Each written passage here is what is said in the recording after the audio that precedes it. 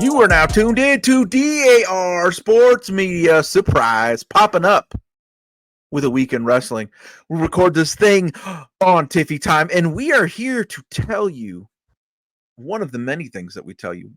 First and foremost, we are here to tell you that if you don't like the content that's on a wrestling show, you don't have to fucking watch it.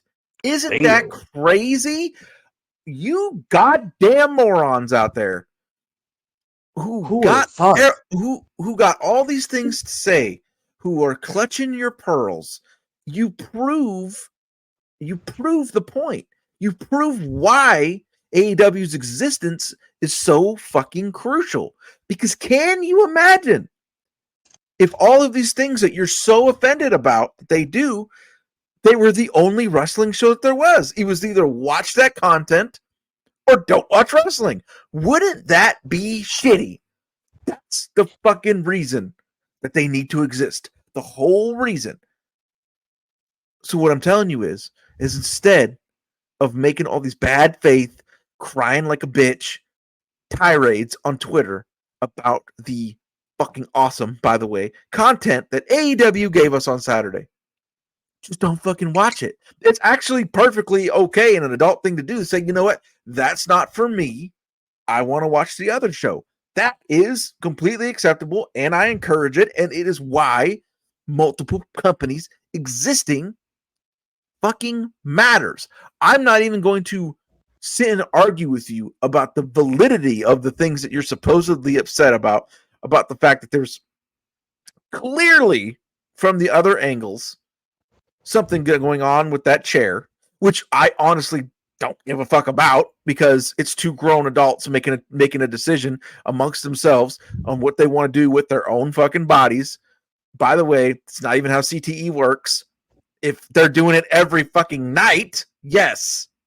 1, 2, every once in a while, it's not good. It's not what you're prescribed by a doctor to do, but just y'all got to stop, man. You got to stop talking about shit you don't know nothing about when it comes to the fucking gimmicking of the chair, when it comes to fucking CTE, when it comes to fucking grown-ass men and women, for that matter, because holy shit, the other fucking hardcore match on that show, making choices of what they want to do with their own fucking bodies.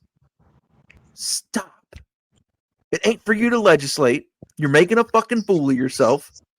Go watch the other show if you don't like it or can't handle it.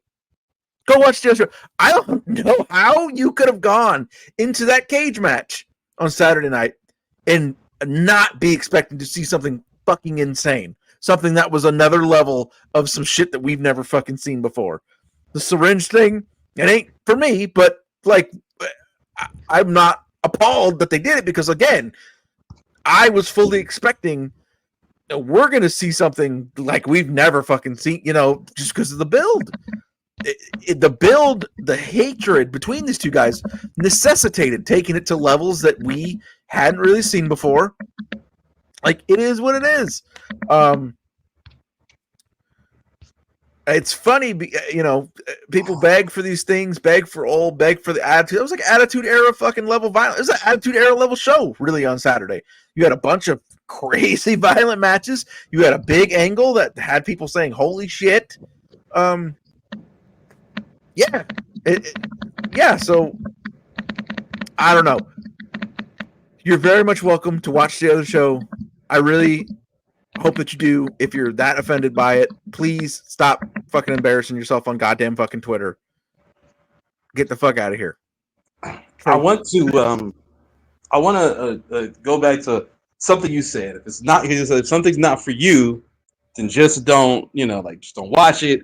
You can apply that to anything in life that people really complain about as it pertains to shit like that. Like, people complain about anything in this world and be like, oh, I don't do this or I don't do that. Cool.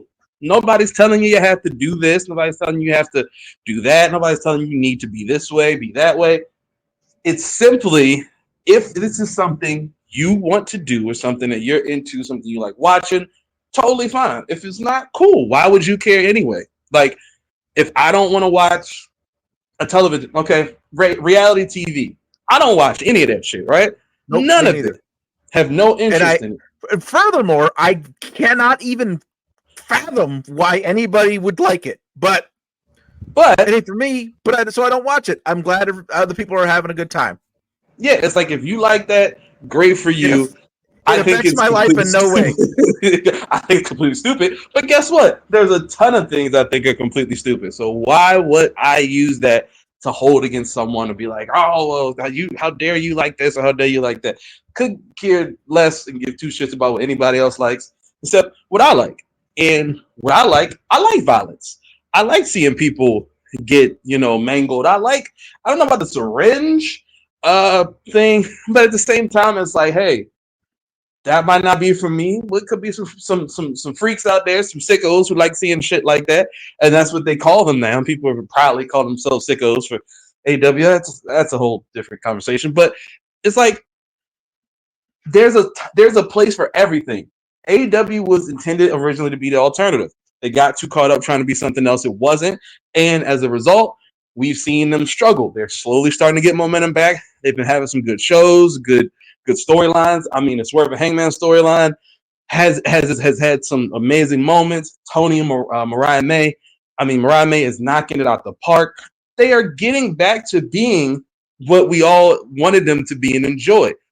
People can sit there and say, oh, Hangman got derailed because of Punk and all those stuff. I see that all the time too, and I see all the Punk stuff. And then for all the AEW fans who are still talking about the man who's in the best feud in WWE, CM Punk, maybe it's time to shut the fuck up because Punk is gone.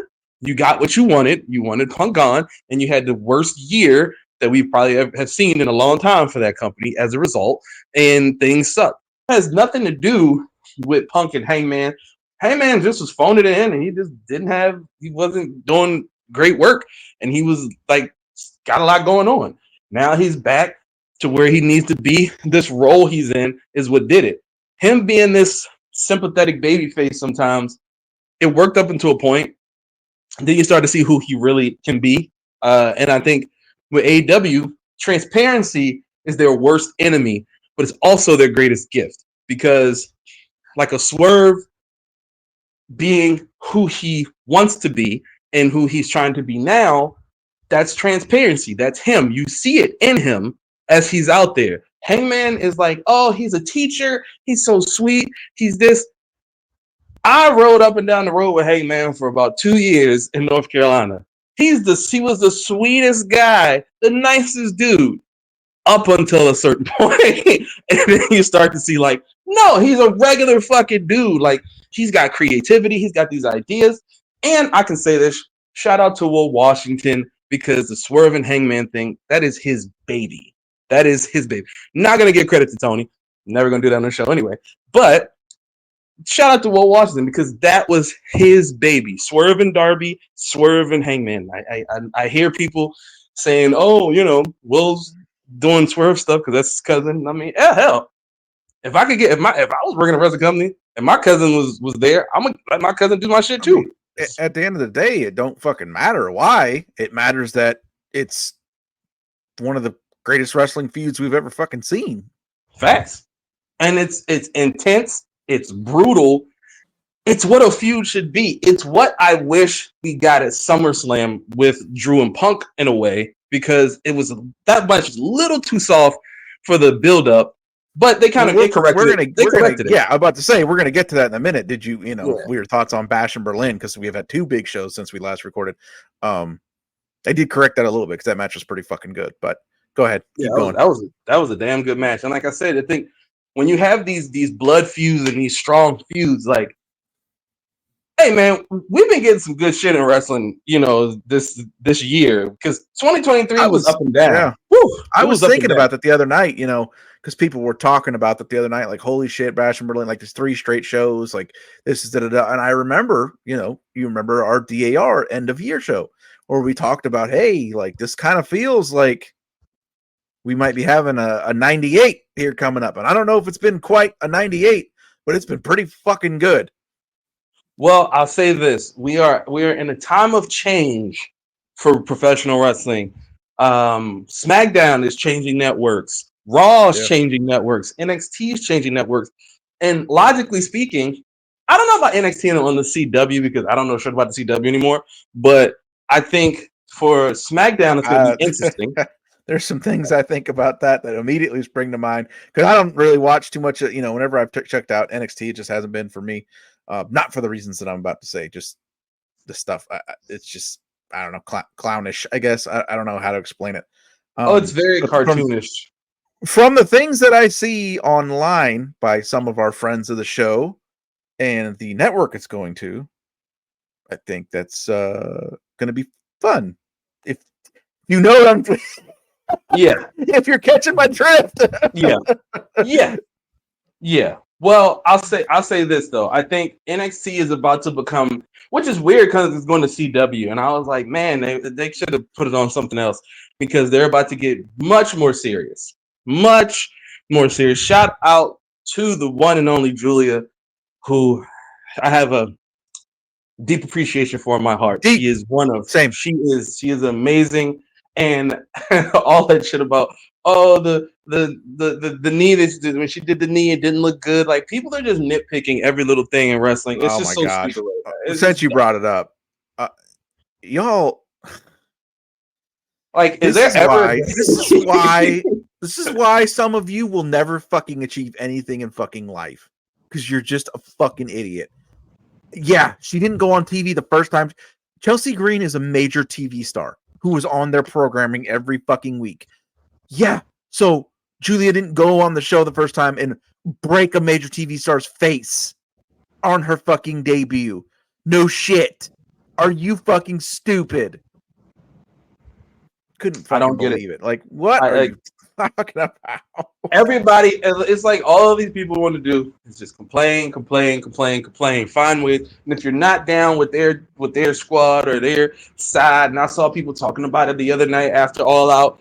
If you're still down with the Fed, then you're part of the problem. Like, shut the fuck up. Like get a fucking life, bro. Like, this things things you do not say in real life. Jesus Christ. Yeah, it's like I get it, man. We're online and you're having fun, and it's like, but who gives a fuck about these things, bro? Like if you enjoyed All Out, great. All Out was awesome. If you enjoyed All In was pretty good too. Great. If you enjoyed Dynamite, Collision, whatever, great. And if someone, roundabout again, back to what you said at the beginning, if someone else like WWE, Bash in Berlin, they like SummerSlam, that they like NXT, Raw, SmackDown, guess what? They're not a part of the problem, you idiot.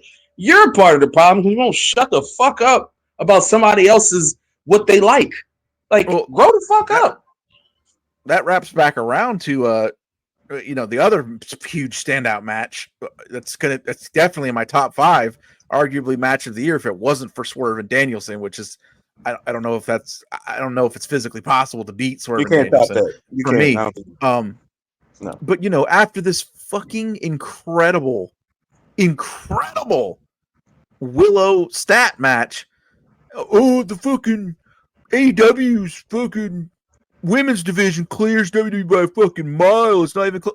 I'm like, first of all, say something positive about AEW without it being about WWE Challenge. Difficulty level impossible for some of you fucking clowns.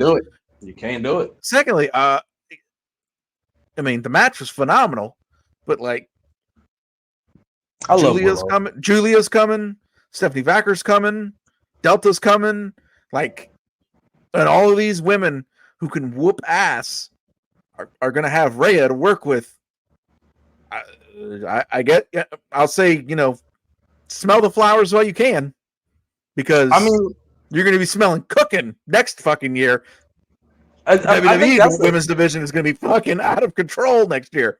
But I don't think people realize. I was going to say quickly, I don't think people realize WWE is about to heading into Vegas. The plans that they're working on, and they have, and I saw Dave Meltzer say it's Rock versus Cody in Vegas. Don't believe the hype of that. But what's coming is just they're about to cook, and I think AEW is going to do the same. As a fan of professional wrestling, I absolutely am excited about WWE and AEW. And so people should be thankful for that. We need that. Let us two old men tell you about how this was not this way. You know how fucking depressing it used to be to have to eat the gruel, the McDonald's Happy Meal fast food fucking bullshit wrestling TV shows that the WWE used to fucking put on from like 07 to 2014 until NXT came along. You had to just accept that, and that was fucking it. That was the end. That was major American wrestling. TNA was in there, in and out, pretty solid, but for the most part, there was nothing on the double that AEW's on. No, but you guys are like cursing this now. You should be excited and happy to have all this fucking cooking to eat. But enjoy. Fuck. I'll tell you what. Without 2017, 2018, and 2019 WWE, the success that AEW has would not be the same, in my opinion, because WWE stinking so bad for so many years made people be like, yo, I love wrestling, but I need something else. There's dudes who I know prior to 2018, 2019, they stopped watching wrestling since the Ruthless Aggression era. And then AEW came along and they said, yo, I saw like a advertisement while I was watching some TV, and they said something about some All Elite Wrestling. What's that about? And I'm like, oh yeah, they got a new company. Yeah, new company. Woo, woo, woo. And that turned into people like, I'm gonna tune in. And you know what happened? The first Dynamite happened, and it's still the first Dynamite, if I'm not mistaken, is still the highest rated Dynamite episode in history. Of the 5-year history, the first one is still number one. Because that the idea that there could be a show better or possibly on the level of WWE on a major network, we hadn't had that since WCW. But as someone who grew up with WCW versus WWF, as a fan, I love both of them. I went to Nitro. I went to Raw. I would watch Nitro. I would watch Raw. I would watch SmackDown. I would watch Thunder. I love professional wrestling as a kid, and now as an adult. My first live show was a Nitro. Really? My first live show was Super Brawl 5, Hulk Hogan versus Vader. And Baltimore, First Arena, this is a story I don't share, but I met Hulk Hogan, got his autograph, and met Randy Savage because my mother's fiance at the time worked security at the Baltimore Arena. So he would bring me with him when they had wrestling shows, or like the Wizard of the Bullets would do their games in Baltimore sometimes. So he would bring me, and I got to meet Hulk Hogan, Randy Savage, and that's my first. And of course, now we are 29 years later.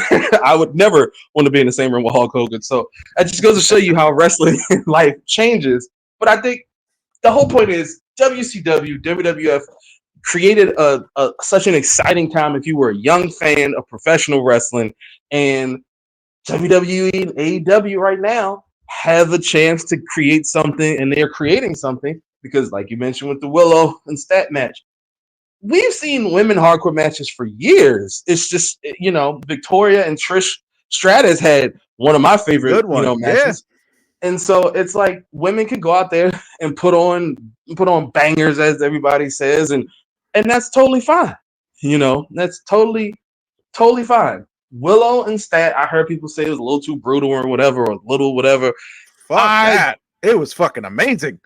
I love seeing that, because just because they're women don't mean they can't get down and dirty in the motherfucking ring. And I hate that it's like, oh, they're doing too much, or it's a little too violent.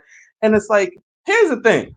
If nobody's actually getting hurt too bad, if the wrestlers are okay with it, why are you such a bitch and squeamish at everything? They're like, I don't want to see that. No, I can't. No, it's too much. And don't watch it.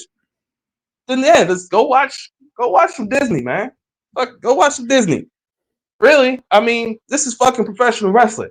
This is combat. Were a wrestling fan. If you were a wrestling fan, you'd be fucking excited about these two companies existing and going at. You might like the style of both, but you would appreciate the fact that we got all these nights a week we can watch two major companies fucking putting on.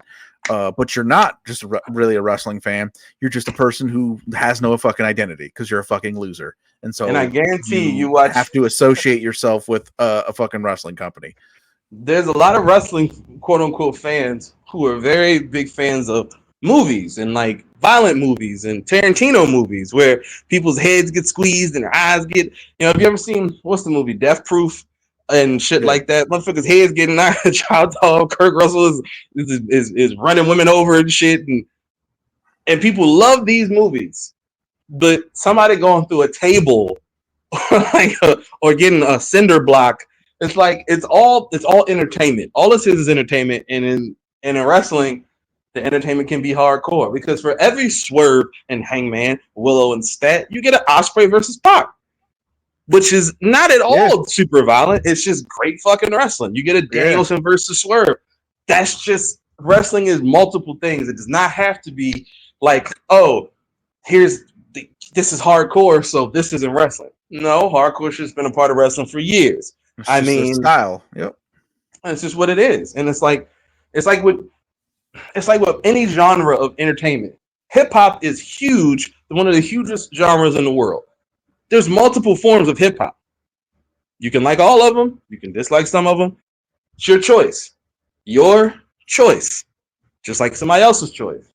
I don't see anything wrong with Willow versus Stat. I think Willow and Stat had a great match. I will be a fan of anything Willow and Stat do in general because I'm big fans of them in general. But those two together, somebody said it online, and I agree. The people who are really close friends in real life have the best matches with each other. Yeah. Like if you like, it's like Brett and Owen were super close brothers, and they had classics. Triple H and Shawn Michaels are best friends, and they've had some great matches. And I think people who are really close friends, they want to put on the best work possible, and that to me is it shows in what they did. Like I think a lot of people like the Swerve and Hangman match, Willow and Stat, Pac and Osprey. I know All Out had a lot. The one good thing about All Out, there was no, correct me if I'm wrong, Chris Jericho match. Yeah, there wasn't. It was a great night. If you're listening to people, Tony, there's a couple more things we need, but we'll get to that. If you're starting to listen to people, because Britt Baker is nowhere to be found, Chris Jericho missing off the show. I mean, hey, Tony, you starting to mix some things right here, trying to figure some things out. Universally praised. Hey, all right, I love the no-sell. All I'm gonna say is you're gonna look.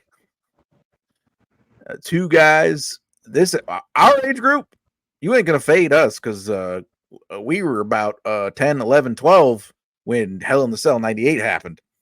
Yeah. And you ain't fucking it's not going farther than that ever. You ain't gonna fucking phase me with nothing because that motherfucker almost fucking died for real. Shout out to Mick Foley. Forever. Goddamn Foley. I've never seen anybody put their body on the line quite like Foley and Jeff Hardy, but different ways. Jeff Hardy was just high flying, but Foley, I don't think Foley I don't think Foley understood the impact of some of the shit. Like you're not supposed to get thrown off a fucking cage and be like, oh, and then get put through a cage again in the same match. I mean, the guy lost his ear for fucking wrestling. I mean, shout out to Mick Foley. That's what hardcore is. And ECW, man, we see people with kendo sticks and barbed wire bats and chairs. Like, hardcore wrestling is just fun because it's just like, that's shit that doesn't happen in real life, right? Like, nobody's getting in a real street fight and say, hold up, get the table. I'm putting them through the table. It doesn't happen like that. So to see somebody put somebody through like 7 tables and what's the one when New Jack tried to kill a dude? And he tossed scaffold. Yeah. Yeah, he tossed him. Grimes, I think. Yeah. It's like shit like that does not happen. And people aren't doing that in real life and everyday life. So you get to hardcore wrestling is like, yo, this is different. Yo, they going crazy. This shit crazy. That's how it's always been. Myself and Apollo, we've gone to several wrestling events together. And I can't remember which one it was, but it was one of those events. And it was a Ring of Honor event. Maybe 8 years ago. Somebody got put through like 3 tables and hit with a bunch of chairs, and everybody's like, yo, this is crazy. In Baltimore Ring of Honor, we fucking we were like we were the home of Ring of Honor for a Yeah. good amount of time. But it was like everybody loved the hardcore shit. And it's just, like I said, AEW does hardcore shit pretty well. Got to give them credit. Bastion Berlin.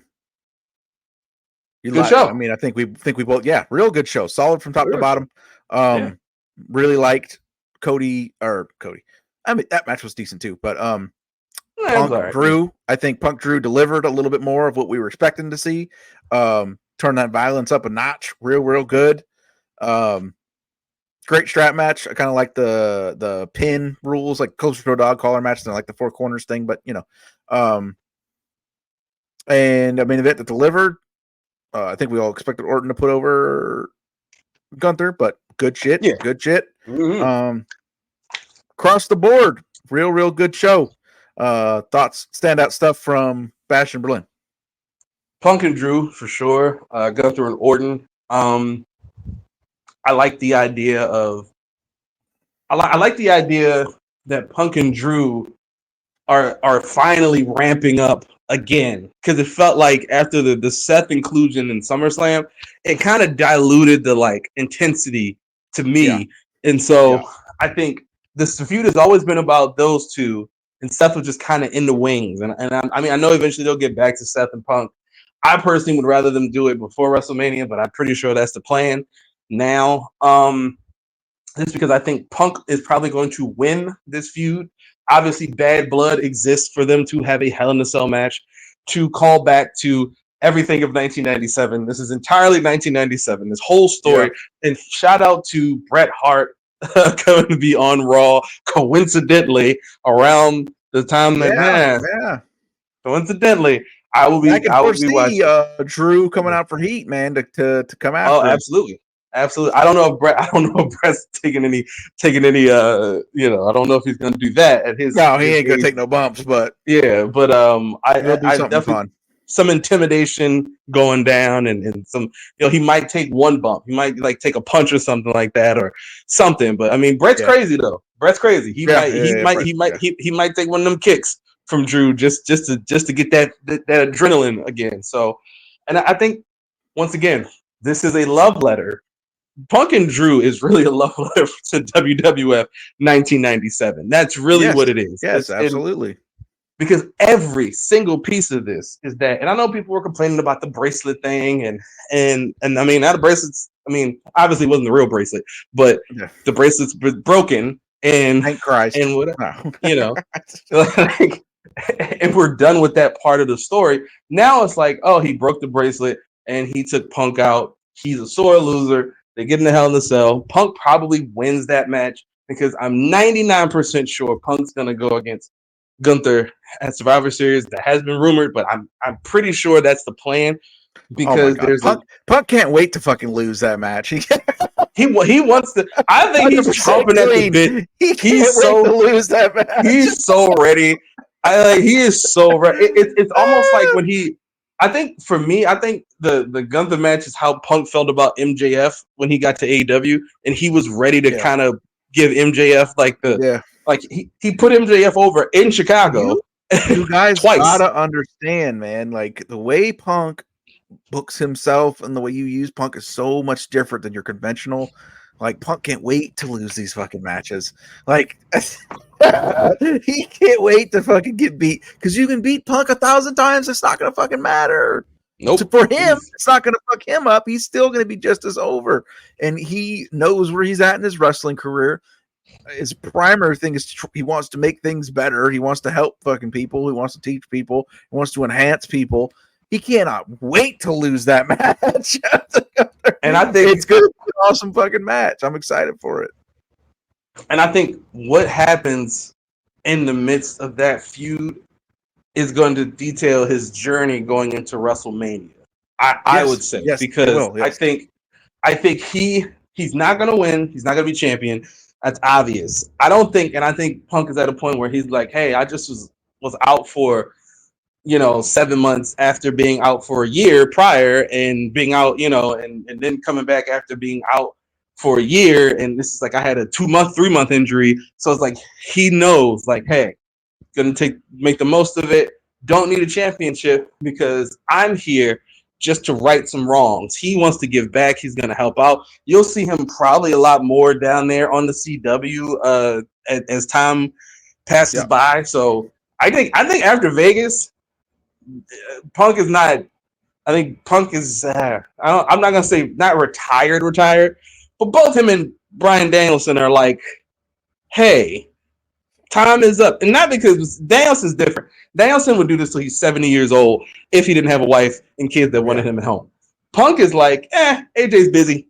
I'll just keep wrestling. Like that's Punk. He's like, it's fine. He said, I may stay home for a little while, stay with Larry, but he'll come back, and he loves being there. This dude had a fucking pectoral injury and was flying with the sling week after week to go. He was rehabbing, but he was going. I told people when he resigned there, I said I would not be surprised to see him as a regular on NXT. I would not. Speaking of being out, you put out a new fucking album. Tell us about that shit. We got an album out now. There's an album out next month, and then the big one coming. Tell us, man. You just dropped the new fucking album. Yeah. So, and it's funny because I thought you were going somewhere else with that, but because SmackDown is out now of Fox, and they are headed to USA this week on Friday the 13th. Very interesting. There, but so for people who don't know, Before the Revival 2 is a callback to 2019. Where I put out Before the Revival 1, right before I put out Soul Revival 4, and I'm doing the same thing again because I feel like that was a great year for me, great time. So I wanted to kind of go back to that and do that and redo that over, manifest some good benefits, some good stuff, some good karma. But also, Before the Revival 2 is a bunch of songs that did not make the cut for Soul Revival 6. I'm still redoing Soul Revival 6, but if you listen to Before the Revival 2 right now, there's 11 songs on there, including Baltimore Ravens, which has been out for about a month. That was initially on Soul Revival 6, but I changed it. I give shout outs to everybody that I could on there on a song called Blood Could Make Us Any Closer, including my co-host right there. You won't pick up on it, but he will when he hears it. Put it like that. Shout out to all of my, all the people who that's on this one, the first one. That's on this one, yes. Blood Could Make Us Any Closer. It was initially on Soul Revival 6, but unfortunately, some of the people that I shouted out, we had a falling out in recent weeks. Oh man, that fast. So I was like, you know what? Goddamn.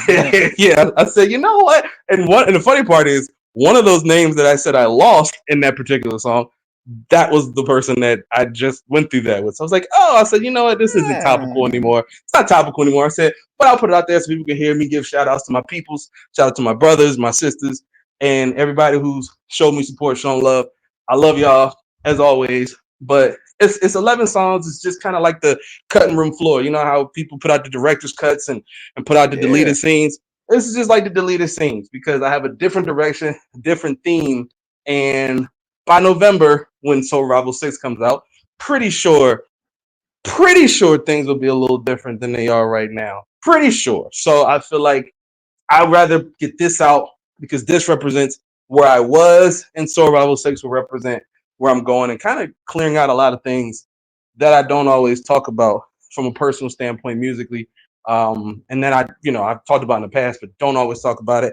And a small element, well, not small, a big element of my situation that I don't speak about in public has to get put in the music. So you can hear some of that on Before the Revival 2, but you can hear all of it on Soul Revival 6, November 3rd. And time is of the essence. Me, Shaka Sapalo, my brother. I think October 10th. Just numerology 99. I might move Soul Revival 6 to 11/11. Just numbers. Might do it that way. But we working, man. Shout out to I wanted to say quick shout out to Tev. Shout out to my guy Tevin who writes for us. I was gonna go. Yeah, we are feverishly working on the Steph Curry thing, which is by far our most viewed article on the Medium site. It's taken off. The one tweet from the DAR account has like 6,000 or 7,000 views and hits already off of it. Some people who work for the Warriors have reached out and said, "Good work, good job, keep it up." So, hey, we're working. Got a Terry Funk article coming from my guy Zach. It's a very long article, so I've been busy. I haven't had a chance to finish editing. Worthy. It'll be up very soon. Very soon. And then, of course, we got the coverage, man. Tonight, this is going to be a fun fucking week on the YouTube page. Yeah. First week of NFL, we're going to be having a good fucking time tomorrow putting that out. And then college football later on in this week, because there's a lot of things going on in college football that were shocking and fun this weekend. Must be the money. It's going to be a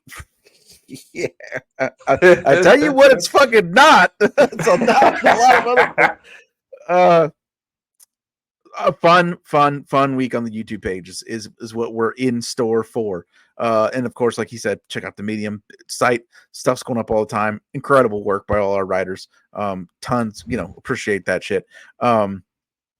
Good stuff. Check out the albums, all three. So much music, so much writing, so much coverage. And that is all because the world of DAR never stops. Niggas steady talking, but they can't, man. 8 chests in this form on the same thing. 20 years in, rolling with the same gang. You can say what you want, niggas ain't changed. Niggas ain't changed, niggas ain't changed. Niggas ain't changed, niggas ain't changed. Niggas ain't changed, niggas ain't changed.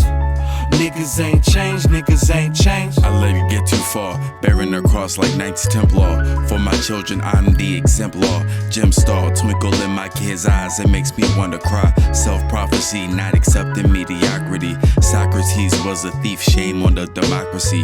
Dealing with enough, let alone the cops blocking me. Anything else is obsolete. For St. Pete, I will defeat all that lays at my feet. Keep the biz discreet. $1,000 vacation homes with expensive feasts. Some niggas say they friends but lie through their teeth.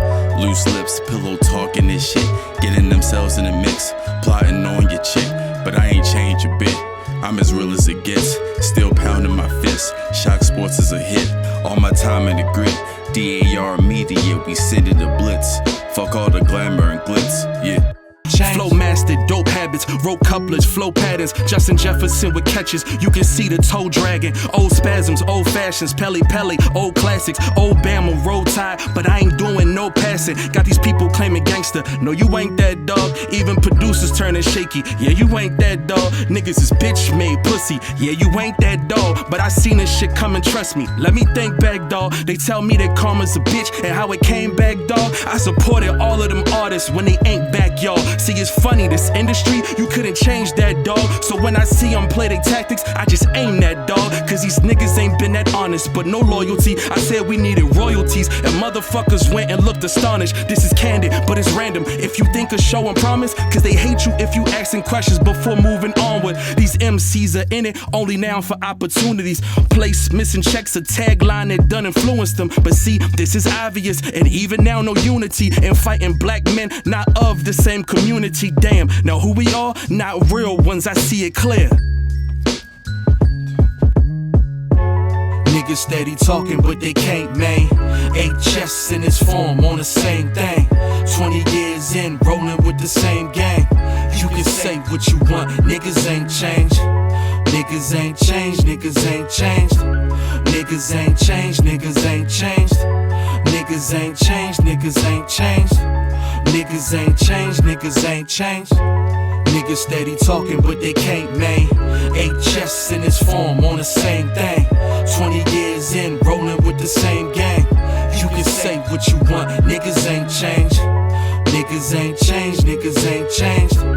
Niggas ain't changed, niggas ain't changed. Niggas ain't changed, niggas ain't changed. Niggas ain't changed, niggas ain't changed.